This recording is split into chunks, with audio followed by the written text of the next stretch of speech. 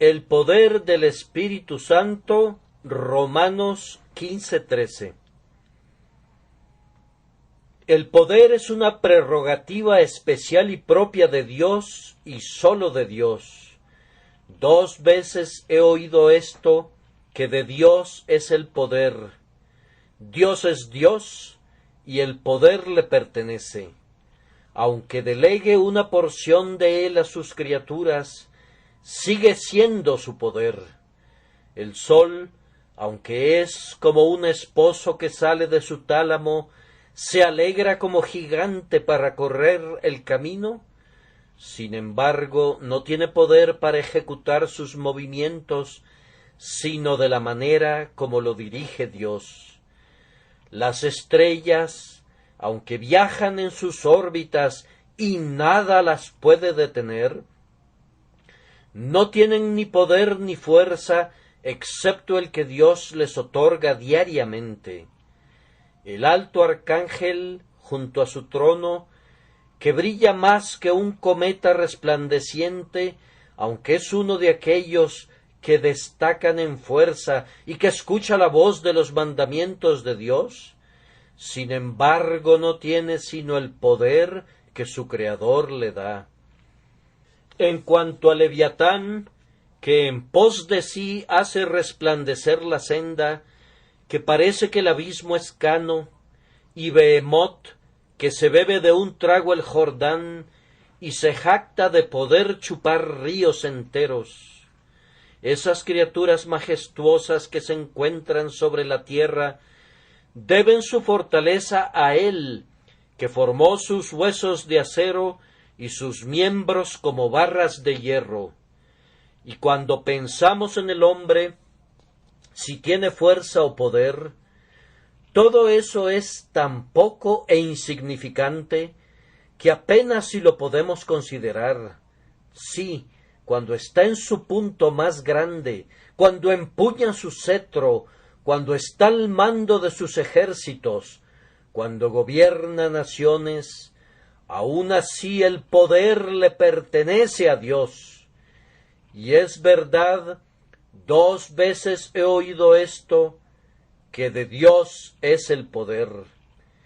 Esta prerrogativa exclusiva de Dios se encuentra en cada una de las 3 personas de la gloriosa Trinidad.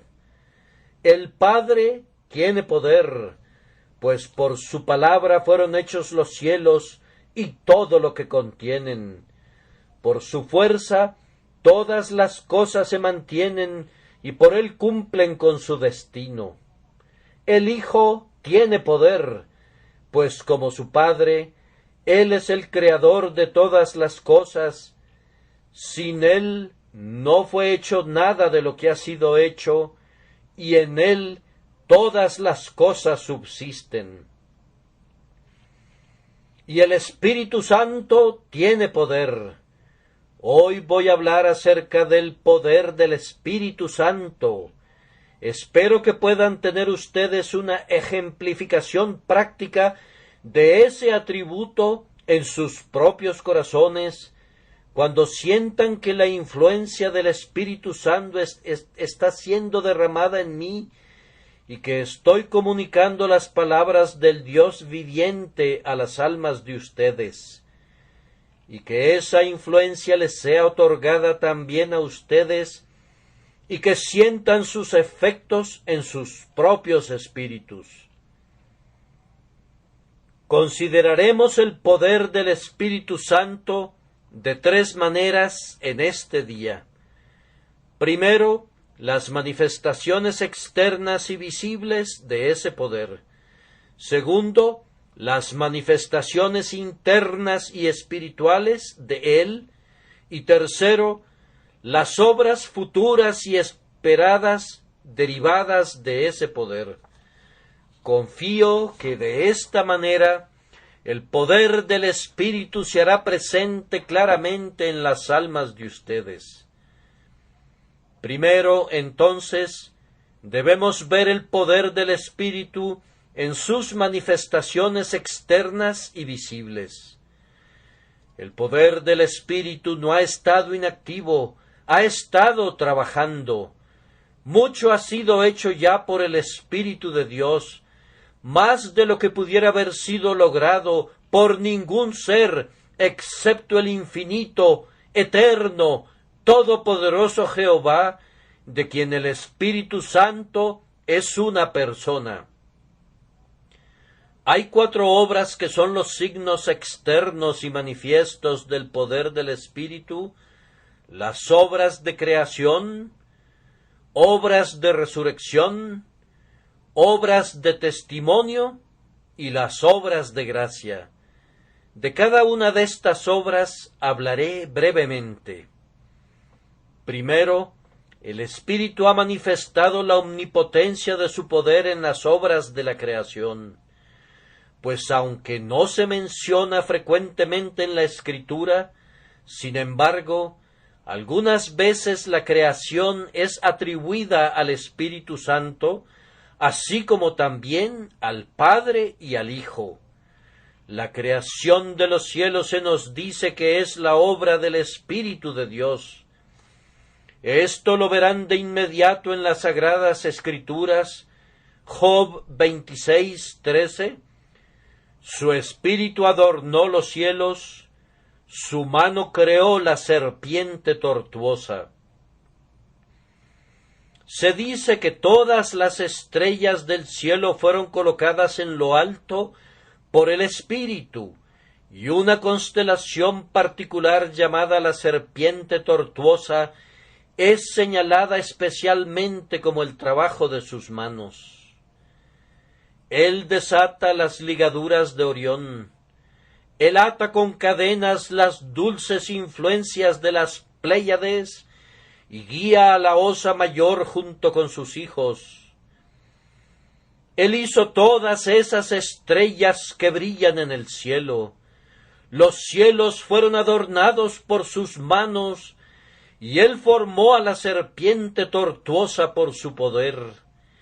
Y así también muestra su poder en esos actos continuos de creación que todavía se realizan en el mundo, como el crear al ser humano y a los animales, su nacimiento y generación. Estos también se le asignan al Espíritu Santo. Si ven el Salmo 104, en los versículos 29 y 30, leerán: escondes tu rostro, se turban, les quitas el hálito, dejan de ser y vuelven al polvo. Envías tu espíritu, son creados, y renuevas la faz de la tierra. Así ven ustedes que la creación de todo hombre es la obra del Espíritu, y la creación de toda vida y toda carne. La existencia de este mundo se debe atribuir al poder del Espíritu, así como también el primer adorno de los cielos, o darle forma a la serpiente tortuosa. Y si ven en el primer capítulo del Génesis, allí notarán particularmente explicada esa peculiar obra de poder en el universo que fue llevada a cabo por el Espíritu Santo. Ustedes descubrirán entonces cuál fue su trabajo especial. En el versículo 2 del primer capítulo de Génesis leemos: y la tierra estaba desordenada y vacía, y las tinieblas estaban sobre la faz del abismo, y el Espíritu de Dios se movía sobre la faz de las aguas. No sabemos cuán remoto pueda ser el período de la creación de nuestra tierra, ciertamente muchos millones de años antes del tiempo de Adán. Nuestro planeta ha pasado por varias etapas de existencia y diferentes clases de criaturas han vivido en su superficie, todas ellas creadas por Dios. Pero antes que esa era llegara, en la que el ser humano sería su habitante principal y monarca, el Creador entregó el mundo a la confusión. Permitió que los fuegos internos estallaran desde las profundidades y fundió toda la materia sólida, de manera que toda clase de sustancias estaban mezcladas en una vasta masa de desorden. El único nombre que se podría dar al mundo de entonces es que era una caótica masa de materia.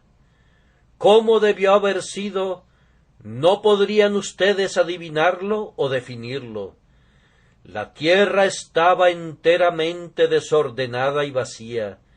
Las tinieblas estaban sobre la faz del abismo, y el Espíritu de Dios se movía sobre la faz de las aguas. Llegó el Espíritu, y extendiendo sus anchas alas, ordenó a las tinieblas que se dispersaran, y al volar él sobre la tierra, todas las diferentes porciones de materia se colocaron en sus lugares, y ya no fue desordenada y vacía. Se volvió redonda como sus planetas hermanos y se puso en movimiento, cantando elevadas alabanzas a Dios, no de manera discordante como lo había hecho antes, sino como una grandiosa nota en la vasta escala de la creación.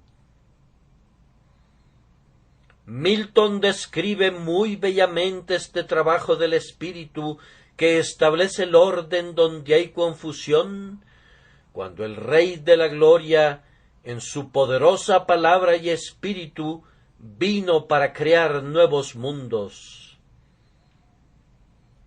Sobre el piso celestial se detuvieron, y desde la orilla contemplaron el vasto inmensurable abismo, tempestuoso como un mar, sombrío, desolado, salvaje, conmocionado hasta el fondo por vientos furiosos y por olas hinchadas como montañas, al asalto de las alturas del cielo para mezclar el polo con lo profundo. Silencio, ustedes, olas perturbadas, y tú, abismo, paz, dijo la palabra que todo crea. Pongan fin a sus discordias. Entonces sobre las aguas calmadas el Espíritu de Dios extendió sus alas creadoras e infundió virtud vital y calor vital a través de toda la masa fluida. Esto, vean ustedes, es el poder del Espíritu. Si hubiéramos visto a esa tierra en toda su confusión, hubiéramos dicho, ¿quién puede hacer un mundo de todo esto? La respuesta hubiera sido, el poder del Espíritu lo puede hacer. Con sólo extender sus alas como de paloma, él puede hacer que todas las cosas se junten. Por ello habrá orden en donde no había nada sino confusión. Y esto no es todo el poder del Espíritu. Hemos visto algunas de sus obras en la creación, pero hubo una instancia en particular de creación en la que el Espíritu Santo estuvo más especialmente ocupado, a saber, la formación del cuerpo de nuestro Señor Jesucristo. Aunque nuestro Señor Jesucristo nació de una mujer y fue hecho a semejanza de la carne pecadora, sin embargo, el poder que lo engendró estuvo enteramente en Dios, el Espíritu Santo, como lo expresan las Escrituras. El poder del Altísimo te cubrirá con su sombra. Él fue concebido por el Espíritu Santo, como dice el credo de los apóstoles, por lo cual también el santo ser que nacerá será llamado Hijo de Dios. La estructura corporal del Señor Jesucristo fue una obra maestra realizada por el Espíritu Santo. Supongo que su cuerpo debe haber sobrepasado a todos los demás en belleza, que haya sido como el del primer hombre, justo el modelo de lo que el cuerpo será en el cielo, en donde resplandecerá en toda su gloria. Esa estructura, en toda su belleza y perfección, fue modelada por el Espíritu. En su libro estaban diseñados todos sus miembros cuando todavía no habían sido creados. Él lo modeló y lo formó.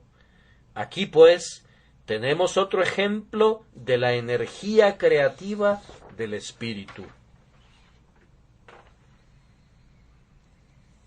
Una segunda manifestación del poder del Espíritu Santo se encuentra en la resurrección del Señor Jesucristo.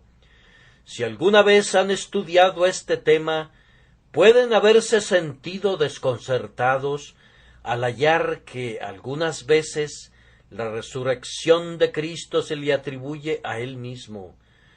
Por su propio poder y divinidad, Él no podía haber sido detenido por los lazos de la muerte, pero como Él voluntariamente entregó su vida, tenía poder para retomarla. En otra parte de la Escritura encontramos que la resurrección es atribuida a Dios el Padre, le levantó de los muertos, exaltado por la diestra de Dios, y así otros muchos pasajes similares. Pero también se dice en la Escritura que Jesucristo fue levantado de entre los muertos por el Espíritu Santo. Ahora bien, todas esas cosas son ciertas. Él resucitó por el Padre, porque el Padre dijo: «Suelten al prisionero, déjenlo ir. La justicia ha sido satisfecha. Mi ley ya no requiere más satisfacción. La venganza ha recibido lo que le correspondía, déjenlo ir». Aquí dio él un mensaje oficial que liberó a Jesús de la tumba. Fue levantado por su propia majestad y poder, porque él tenía el derecho de salir, y así lo sintió él, y por ello rompió las ataduras de la muerte. Él ya no podía ser retenido por ellas. Pero él fue levantado por el Espíritu en cuanto a esa energía que recibió su cuerpo mortal, por la cual se levantó de nuevo después de haber permanecido en su tumba por 3 días y noches. Si quieren pruebas de esto, deben abrir otra vez su Biblia en Primera de Pedro 3:18, porque también Cristo padeció una sola vez por los pecados, el justo por los injustos, para llevarnos a Dios, siendo a la verdad muerto en la carne, pero vivificado en espíritu. Y se puede encontrar otras pruebas en Romanos 8:11. Me gusta citar los textos porque creo que es una gran falla de los cristianos no escudriñar las Escrituras lo suficiente, y yo haré que lo hagan cuando estén aquí, si es que no lo hacen en otros lugares. Y si el Espíritu de aquel que levantó de los muertos a Jesús mora en vosotros, el que levantó de los muertos a Cristo Jesús vivificará también vuestros cuerpos mortales por su Espíritu que mora en vosotros. La resurrección de Cristo, pues, fue efectuada por la agencia del Espíritu, y aquí tenemos una noble ilustración de su omnipotencia. Si hubieran podido entrar, como lo hicieron los ángeles, en la tumba de Jesús y ver su cuerpo durmiente, lo hubieran encontrado frío como cualquier otro cadáver. Si levantaran su mano, se desplomaría a un lado. Si hubieran podido mirar sus ojos, estarían vidriosos, y allí se ve la lanzada mortal que debió acabar con su vida. Vean sus manos, no fluye la sangre, están frías e inmóviles. ¿Puede vivir ese cuerpo? ¿Puede levantarse? Sí, y ser un ejemplo del poder del Espíritu, porque cuando el poder del Espíritu llegó a él, al igual que cuando cayó sobre los huesos secos del valle, se levantó en la majestad de su divinidad, brillante y resplandeciente, que asombró a los vigilantes de manera que huyeron. Sí, se levantó para no morir más, sino para vivir para siempre, Rey de reyes y Príncipe de los reyes de la tierra. La tercera de las obras del Espíritu Santo que han demostrado su poder de manera maravillosa son las obras de testimonio. Con ello quiero decir las obras que atestiguan. Cuando Jesucristo fue bautizado en el río Jordán, el Espíritu Santo descendió sobre él en forma de paloma y lo proclamó el Hijo amado de Dios. Eso es lo que yo llamo una obra de testimonio. Y cuando después levantó al muerto, cuando sanó al leproso, cuando les habló a las enfermedades y éstas huyeron rápidamente, cuando salieron precipitadamente por millares los demonios de los que estaban poseídos, todo eso se hizo por el poder del Espíritu. El Espíritu habitaba en Jesús sin medida, y por ese poder se obraron todos esos milagros. Estas fueron obras de testimonio. Y cuando Jesús se fue, recordarán ese magistral testimonio del Espíritu que regresó como un poderoso viento estruendoso entre los apóstoles congregados, y se les aparecieron lenguas repartidas como de fuego, asentándose sobre cada uno de ellos, y fueron todos llenos del Espíritu Santo, y comenzaron a hablar en otras lenguas, según como el Espíritu les daba que hablasen. Y cómo también ellos hicieron milagros, cómo predicaban, cómo Pedro resucitó a Dorcas, cómo Pablo sopló la vida en Eutico, cómo se hicieron grandes milagros por los apóstoles, así como lo había hecho su Señor, de manera que se vieron grandes señales y prodigios llevados a cabo por el poder del Espíritu de Dios, y muchos creyeron. Después de eso, ¿quién dudará del poder del Espíritu Santo? Esos miembros de la secta de Socinio que niegan la existencia del Espíritu Santo y su absoluta personalidad, ¿qué van a hacer cuando los atrapemos mostrándoles las obras de creación, de resurrección y de testimonio? Están contradiciendo la Escritura, pero observen, es una piedra sobre la que si algún hombre cae, saldrá lastimado, pero si cae sobre él, como lo hará si se resiste, lo triturará hasta convertirlo en polvo. El Espíritu Santo tiene poder omnipotente, sí, el poder de Dios, porque Él es Dios. Una vez más, si queremos otro signo externo y visible del poder del Espíritu, podemos mirar a las obras de gracia. Vean una ciudad donde un adivino tiene el poder que ha proclamado él mismo como una gran persona. Un cierto Felipe entra y predica la palabra de Dios, y enseguida Simón el mago pierde su poder, y él mismo busca para sí el poder del Espíritu, imaginando que puede comprarse con dinero.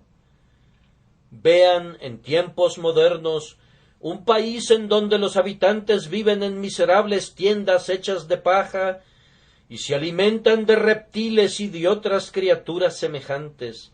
Obsérvenlos cómo se inclinan ante sus ídolos y cómo adoran a sus falsos dioses y cómo están tan hundidos en la superstición y tan degradados que se llegó a debatir si tenían alma o no. Vean a un Robert Moffat, misionero en Sudáfrica por más de 50 años, que va con la palabra de Dios en su mano, que él mismo tradujo al lenguaje de los bechuanas, Óiganlo predicar con la capacidad de expresión que le da el Espíritu, acompañando esa palabra con poder. Ellos arrojan a un lado sus ídolos, odian y aborrecen sus costumbres anteriores, construyen casas en donde ellos habitan, se visten y ahora tienen una mente recta. Rompen el arco y parten la lanza en pedazos. La gente incivilizada se vuelve civilizada. El salvaje se vuelve educado. El que no sabía nada comienza a leer las Escrituras. De esta manera, por boca de aquellos que fueron salvajes, Dios atestigua el poder de su poderoso Espíritu.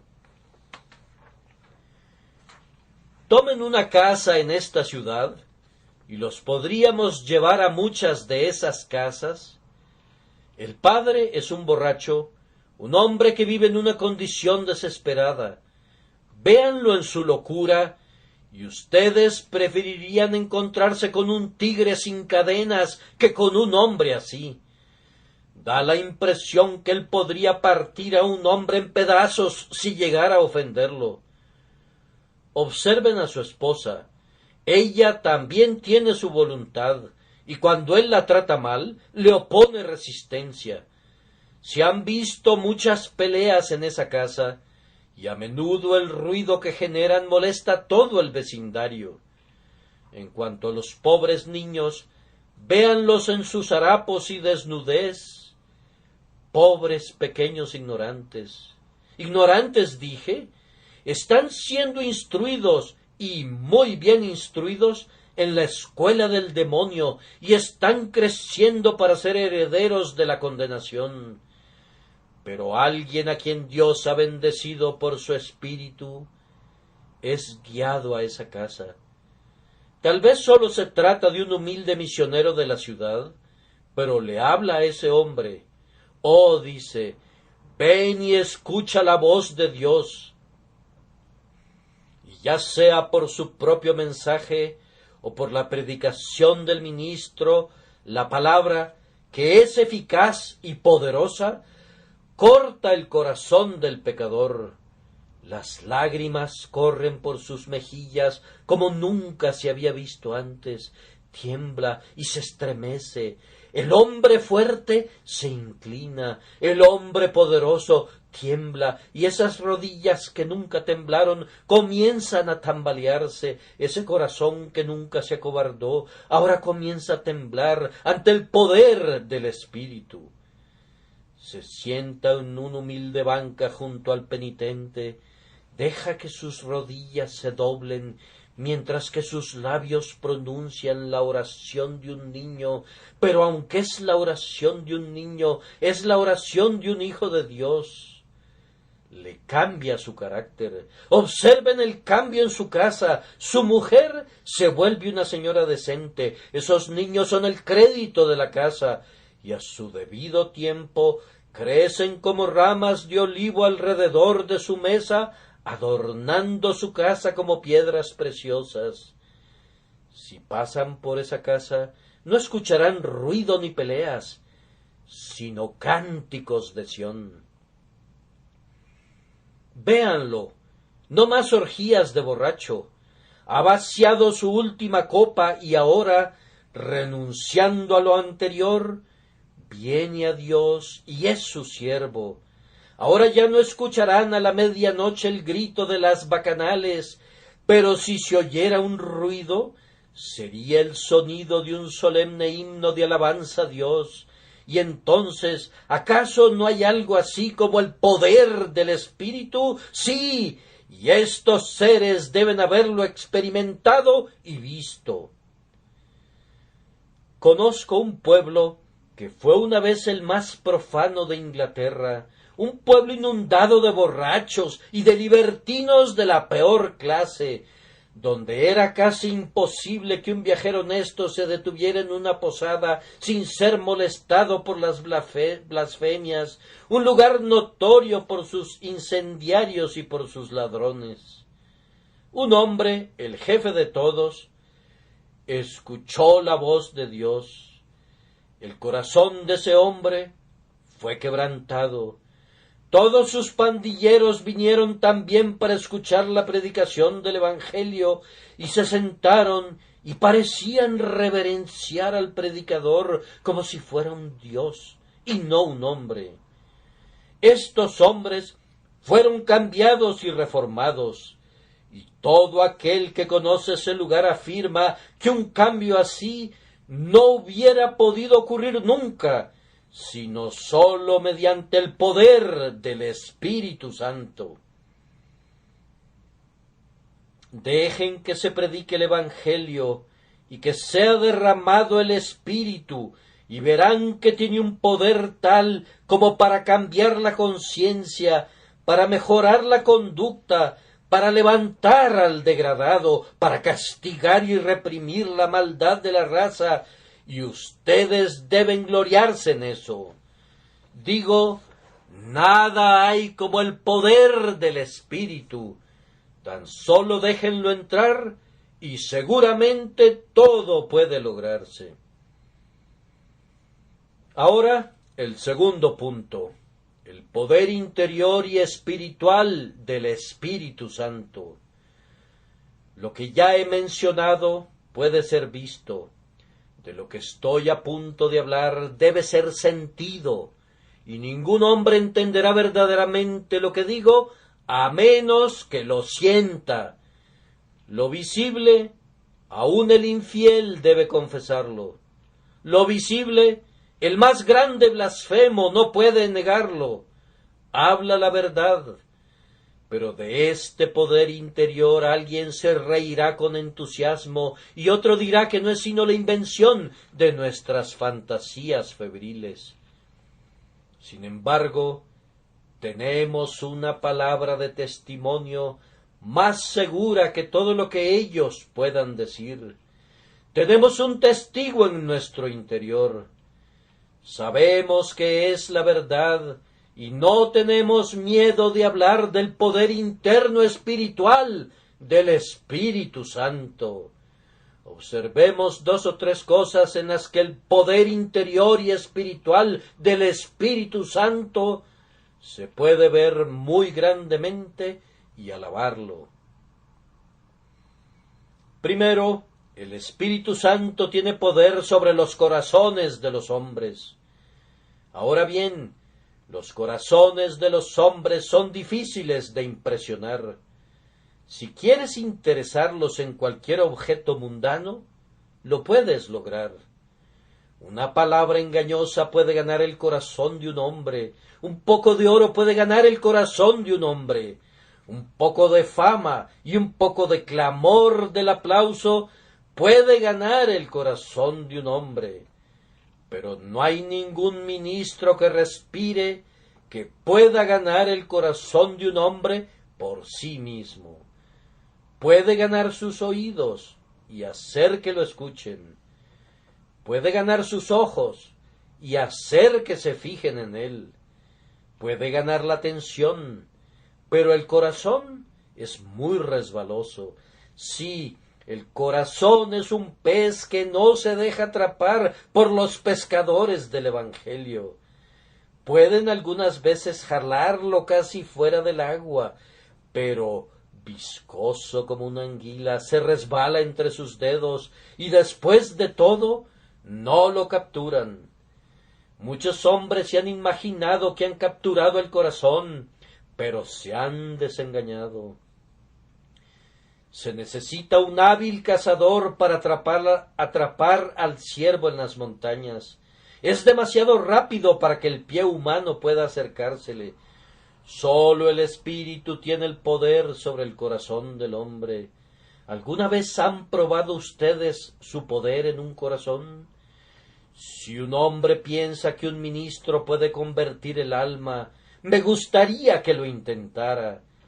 Déjenlo que vaya y sea un maestro de la escuela dominical. Dará su clase, tendrá los mejores libros que puedan obtenerse, tendrá las mejores reglas, instalará sus murallas alrededor de su Sebastopol espiritual. Tomará al mejor muchacho de su clase, y mucho me equivoco Si ese muchacho no estará cansado en una semana, déjenlo que pase 4 o 5 domingos intentándolo, pero luego dirá, este muchacho es incorregible. Déjenlo intentar con otro, y tendrá que intentar con otro y otro y otro, antes de que pueda ser capaz de convertir a uno. Pronto se dará cuenta que no con ejército ni con fuerza, sino con mi espíritu, ha dicho Jehová de los ejércitos. ¿Puede convertir un ministro? ¿Puede tocar el corazón? David dijo, se engrosó el corazón de ellos como sebo. Sí, eso es completamente cierto, y no podemos atravesar tanta grasa. Nuestra espada no puede llegar al corazón, porque está recubierto de tal cantidad de grasa, es más duro que una rueda de molino. Más de una buena espada vieja de Jerusalén ha perdido su filo contra un corazón duro. Una pieza del verdadero acero que Dios ha puesto en las manos de sus siervos ha perdido su filo al ser apuntada contra el corazón de un pecador. No podemos llegar al alma, pero el Espíritu Santo puede. Mi amado metió su mano por la ventanilla y mi corazón se conmovió dentro de mí. Él puede dar un sentido del perdón comprado con la sangre que puede disolver a un corazón de piedra. Él puede hablar con esa voz que despierta a los muertos y que ordena levantarse al pecador y que hace que la conciencia culpable tema la muerte que nunca muere. Él puede hacer que se oigan los truenos del Sinaí. Sí, Él puede hacer que los dulces susurros del Calvario entren en el alma. Él tiene el poder sobre el corazón del hombre, y la prueba gloriosa de la omnipotencia del Espíritu es que Él tiene dominio sobre el corazón. Pero hay una cosa más terca que el corazón, es la voluntad. Mi señor obstinado, como Bunyan la llama en su libro La Guerra Santa, es un individuo que no puede ser fácilmente doblegado. La voluntad, especialmente en algunos hombres, es una cosa muy terca, y en todos los hombres, si la voluntad es movida a oponerse, no hay nada que se pueda hacer con ellos. Alguien cree en el libre albedrío. Muchos sueñan con el libre albedrío. El libre albedrío. ¿Dónde se puede encontrar eso? Una vez hubo libre albedrío en el paraíso, y un terrible caos generó allí el libre albedrío, porque echó a perder todo el paraíso y arrojó a Adán fuera del huerto. Una vez hubo libre albedrío en el cielo, pero arrojó fuera al glorioso arcángel, y una tercera parte de las estrellas del cielo cayó en el abismo. Yo no quiero tener nada que ver con el libre albedrío, pero trataré de ver si tengo libre albedrío dentro de mí, y encuentro que lo tengo. Verdadero libre albedrío para el mal, pero muy pobre albedrío para lo que es bueno. Suficiente libre albedrío cuando peco, pero cuando quiero hacer el bien, el mal está presente en mí, y cómo hacer lo que quisiera, no lo puedo descubrir. Sin embargo, algunos presumen de libre albedrío. Me pregunto si aquellos que creen en él tienen algún poder mayor sobre las voluntades de las personas del que yo tengo. Yo sé que yo no tengo ninguno. Encuentro que el viejo proverbio es muy cierto. Un hombre puede llevar un caballo al agua, pero 100 hombres no pueden hacer que beba. Encuentro que yo puedo llevar a todos ustedes al agua, y a muchos más de los que pueden caber en esta capilla, pero yo no los puedo hacer beber, y no creo que ni 100 ministros puedan hacerlos beber a ustedes. He leído a Rowland Hill, Whitefield y otros muchos para ver qué hicieron ellos, pero no puedo descubrir un plan para cambiar las voluntades de ustedes.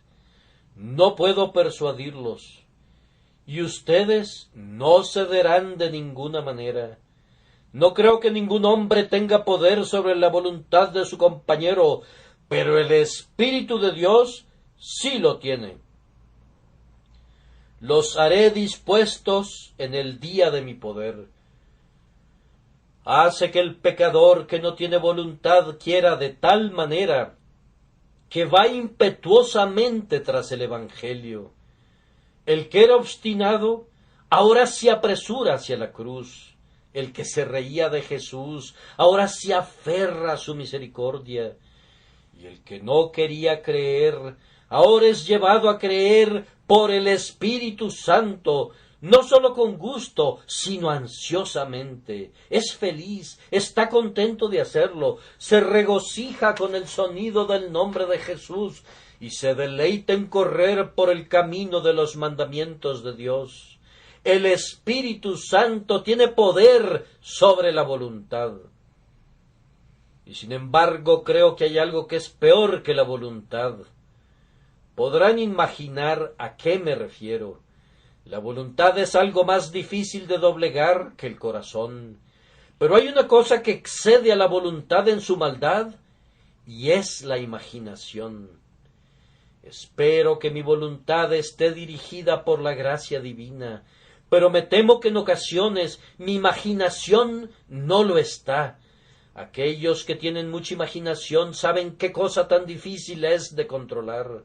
No la pueden refrenar, romperá las riendas, nunca serán capaces de dominarla. La imaginación a veces volará hacia Dios con tal poder que las alas del águila no pueden igualarla. A veces tiene tal poder que casi puede ver al rey en su belleza y la tierra distante. En lo que a mí respecta, mi imaginación me lleva a veces sobre las puertas de hierro, a través de ese infinito desconocido, hasta las propias puertas de perlas, y descubrir al bendito glorificado. Pero si es potente en un sentido, también lo es en otro, pues también mi imaginación me ha hecho descender a los más viles escondrijos y cloacas de la tierra. Me ha traído pensamientos tan horribles que a pesar de no poder evitarlos, he estado completamente aterrorizado por ellos. Estos pensamientos vendrán, y cuando me siento en mi marco más santo, más devoto hacia Dios y más fervoroso en mi oración, a menudo sucede que es el preciso momento que estalla la plaga en su peor forma. Pero me gozo y pienso una cosa, que puedo clamar cuando esta imaginación viene a mí.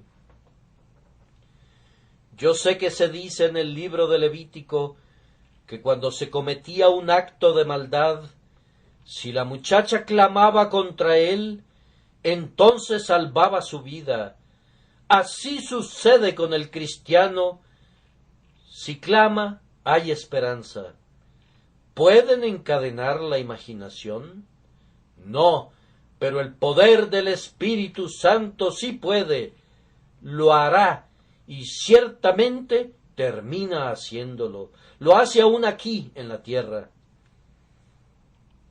Pero la última cosa es el futuro y los efectos deseados. Porque después de todo, aunque el Espíritu Santo ha hecho tanto, no puede decir todavía consumado es. Jesucristo pudo exclamar en lo que concierne a su propia labor, consumado es, Pero el Espíritu Santo no puede decir eso, tiene todavía más que hacer, y hasta la consumación de todas las cosas, cuando el propio Hijo llegue a ser sujeto al Padre, el Espíritu Santo no dirá consumado es. ¿Qué es lo que tiene que hacer el Espíritu Santo? Primero, tiene que perfeccionarnos en la santidad. Hay dos clases de perfección que un cristiano necesita. Una es la perfección de la justificación en la persona de Jesús, y la otra es la perfección de la santificación obrada en él por el Espíritu Santo. Por el momento la corrupción todavía descansa en los pechos de los regenerados. Actualmente el corazón es parcialmente impuro. Todavía tenemos lujurias e imaginaciones malvadas. Pero, oh, mi alma se regocija al saber que viene el día cuando Dios terminará el trabajo que ha iniciado y presentará mi alma no solamente perfecta en Cristo, sino perfecta en el Espíritu, sin mancha o defecto o nada parecido. Y es verdad que este pobre corazón depravado llegará a ser tan santo como el de Dios. Y este pobre espíritu que a menudo exclama, miserable de mí, ¿quién me librará de este cuerpo de pecado y de muerte? Este mismo pobre espíritu será libre del pecado y de la muerte. Y ya no oiré cosas malas que perturben mis oídos, y no tendré pensamientos impuros que perturben mi paz. Oh, feliz hora, que se apresure, justo antes de que yo muera, se habrá terminado la santificación, pero hasta ese momento no puedo tener la perfección en mí mismo. Pero en ese momento, cuando parta mi espíritu, tendrá su último bautismo en el fuego del Espíritu Santo, será puesto en el crisol para su última prueba en el horno. Y entonces, libre de toda escoria y fino como una barra de oro puro, será presentado a los pies de Dios sin el mínimo grado de escoria o mezcla. Oh hora gloriosa, oh momento bendito. Pienso que deseo morir aunque no hubiera un cielo, si tan solo pudiera tener esa última purificación y salir de la corriente del río Jordán totalmente limpio después de ser lavado. Oh, ser lavado y quedar blanco, limpio, puro, perfecto. Ni un ángel será más puro de lo que yo seré. Sí, ni Dios mismo será más santo. Seré capaz de decir en un sentido doble, gran Dios, soy limpio, por medio de la sangre de Jesús soy limpio, y a través de la obra del Espíritu también soy limpio. ¿No debemos ensalzar el poder del Espíritu Santo que nos hace aptos para estar ante nuestro Padre en el cielo?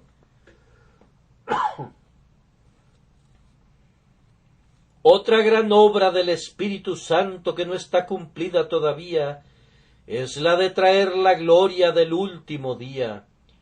En unos cuantos años, no sé cuándo, no sé cómo, el Espíritu Santo será derramado en una forma muy diferente que en el presente. Hay diversidades de operaciones, y durante los últimos años ha sido el caso que las operaciones diversificadas han consistido en muy poco derramamiento del Espíritu. Los ministros siguen una rutina monótona, continuamente predicando, y poco bien se ha hecho. Tengo la esperanza de que tal vez una nueva era ha amanecido sobre nosotros, y que habrá un mayor derramamiento del Espíritu Santo ahora,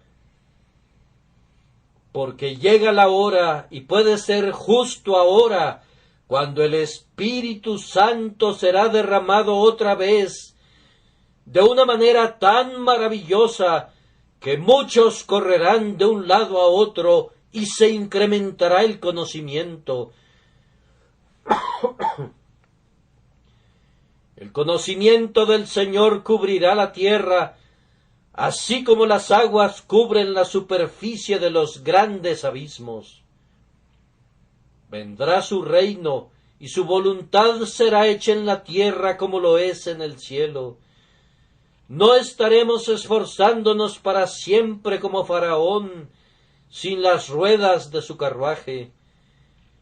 Mi corazón se alegra y mis ojos brillan con el pensamiento de que muy probablemente viviré para ver cómo se vierte así el Espíritu cuando los hijos y las hijas de Dios otra vez profetizarán, y los jóvenes verán visiones, y los ancianos soñarán sueños. Tal vez no habrá dones milagrosos, porque no serán requeridos, pero sin embargo habrá tal cantidad milagrosa de santidad, tal extraordinario fervor de oración, tal real comunión con Dios y tanta religión vital y tanta difusión de las doctrinas de la cruz, que todo mundo verá que verdaderamente el Espíritu es derramado como agua y las lluvias descienden de arriba. Oremos por eso, laboremos continuamente por eso y busquemos lo de Dios.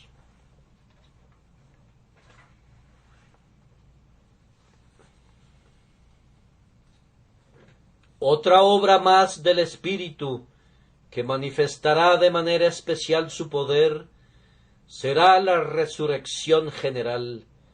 Tenemos razón para creer por la Escritura que la resurrección de los muertos, aunque será efectuada por la voz de Dios y de su palabra, el Hijo, también será efectuada por el Espíritu.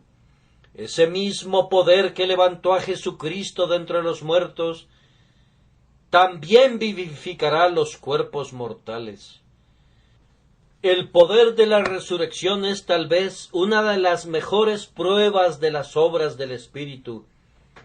Ah, mis amigos, si pudiéramos desprender el manto de esta tierra por un momento, si el verde césped pudiera cortarse y pudiéramos ver 2 metros abajo en sus profundidades, ¿qué mundo aparecería? ¿Qué veríamos? Huesos, esqueletos, podredumbre, gusanos, corrupción. Y ustedes dirían, ¿vivirán estos huesos secos? ¿Se pueden levantar? Sí, en un momento, en un abrir y cerrar de ojos, a la final trompeta, los muertos serán resucitados. Él habla, están vivos. Véanlos dispersos, el hueso se junta con su hueso. Véanlos desnudos, la carne los recubre nuevamente. Véanlos aún sin vida. Ven de los 4 vientos, oh aliento, y sopla sobre estos muertos. Cuando el viento del Espíritu Santo viene, ellos viven y estarán de pie como un gran ejército. Así he intentado hablarles del poder del Espíritu, y confío que se los he podido mostrar. Ahora debemos dedicar un momento o dos para una conclusión práctica. Cristiano, el Espíritu es muy poderoso.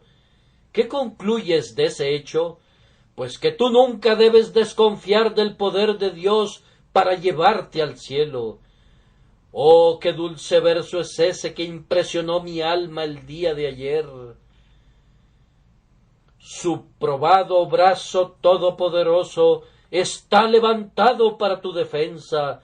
¿Dónde está el poder que pueda alcanzarte en tu refugio o que pueda arrancarte de allí?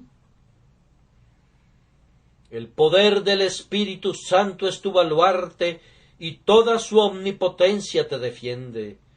¿Pueden conquistar tus enemigos a la omnipotencia? Entonces pueden conquistarte. ¿Pueden luchar con la deidad y arrojarla al suelo? entonces ellos pueden conquistarte.